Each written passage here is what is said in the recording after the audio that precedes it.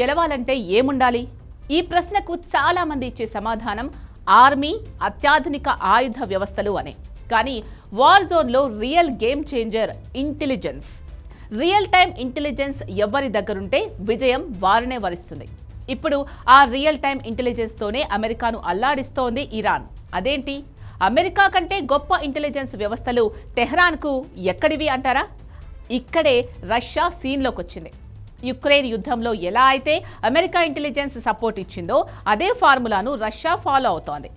America తిక్క కుదర్చడమే లక్ష్యంగా powerful వ్యూహాలకు పదును పెడుతోంది. అవేంటో టాప్ స్టోరీలో చూద్దాం.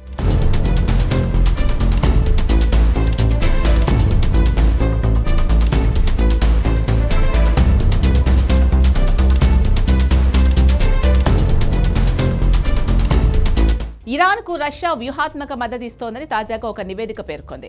అమెరికా యుద్ధ విమానాలు, యుద్ధ నౌకలు, సైనిక స్థావరాల గురించి ఇరాన్కు రష్యా రియల్ టైం ఇంటెలిజెన్స్ సహకారం అందిస్తోందని తెలిపింది.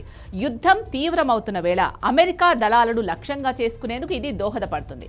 ఆ నివేదిక ప్రకారం పశ్చిమాసియాలో యుద్ధం ప్రారంభమైనప్పటి నుంచి అమెరికా యుద్ధ నౌకలు, విమానాలు, ఇతర సైనిక స్థావరాల సమాచారాన్ని ఇరాన్కు రష్యా చేరవేసిందని ముగ్గురు అధికారులు వెల్లడించారు.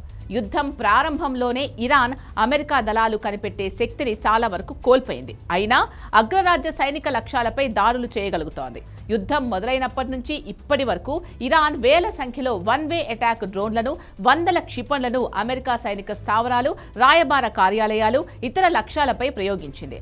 అమెరికా కమాండ్ అండ్ కంట్రోల్ వ్యవస్థలను దెబ్బతీస్తోంది. ఇదంతా రష్యా ఇంటెల్ సపోర్ట్తోనే సాధ్యమవుతోంది అన్నది ఆ నివేదిక సారాంశం.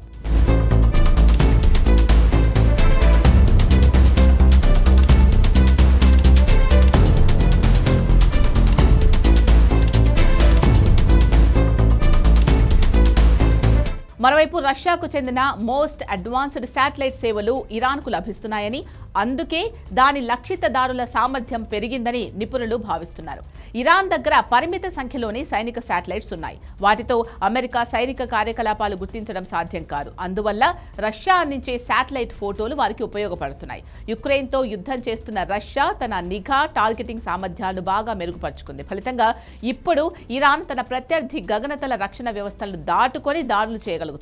ఇరాన్కు రష్యా సహకారం అందిస్తోంది అనే కథనాలపై స్పందించడానికి అమెరికా గూఢచర్య సంస్థ CIA, రక్షణ శాఖ నిరాకరించాయి. దీన్ని బట్టి చూస్తే యుక్రెయిన్ యుద్ధంలో అమెరికా వ్యవహరించిన దానికి కౌంటర్ గానే రష్యా రంగంలోకి దిగింది అన్న అనుమానాలు కలుగుతున్నాయి. అదే నిజమైతే ఇది ఆరంభమే అవుతుంది. ఎందుకంటే యుక్రెయిన్ కు అమెరికా ఇంటెలిజెన్స్ మద్దతు మాత్రమే కాదు, ఆయుధాలు, ఆర్థిక సహాయం కూడా చేసింది. ఇప్పుడు రష్యా కూడా ఆ రెండు అంశాల్లో టెహ్రాన్ కు మద్దతు ఇవ్వాలి డిసైడ్ అయితే ఈ యుద్ధం ఎప్పుడు ముగుస్తుందో చెప్పలేని పరిస్థితి.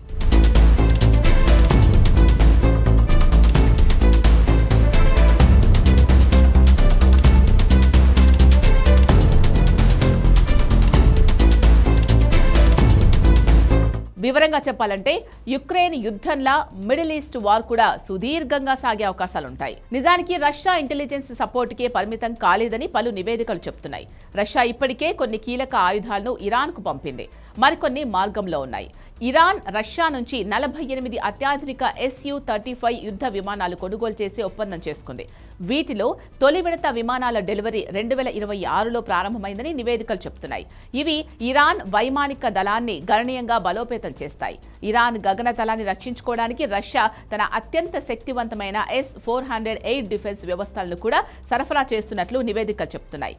ఇది అమెరికా, ఇజ్రాయెల్ ఫైటర్లను అడ్డుకోవడానికి ఇరాన్కు పెద్ద ఆయుధంలా మారుతుంది. అలాగే రష్యన్ మేడ్ Mi-28 అటాక్ హెలికాప్టర్లను ఇరాన్ పైలట్లు ఇప్పటికే నడుపుతున్నట్లు ఆధారాలు ఉన్నాయి. ఇదే టైంలో తమకు మాస్కో చేస్తున్న ఆయుధ సాయానికి బదులుగా షాహెద్ సూసైడ్ డ్రోన్లను రష్యాకు అందిస్తోంది ఇరాన్. ఈ డెడ్లీ డ్రోన్లతోనే యుక్రెయిన్ కథ ముగించాలని పుతిన్ భావిస్తున్నారు. అమెరికా మధ్యప్రాచ్యంలో ఎంత ఎక్కువగా బిజీగా ఉంటే యుక్రెయిన్కు ఇచ్చే మద్దతు అంతగా తగ్గుతుందని రష్యా భావిస్తోంది. సో ఈ యుద్ధంలో అసలు సిసలు వ్యూహాలు ఇప్పుడే స్టార్ట్ అయ్యాయి.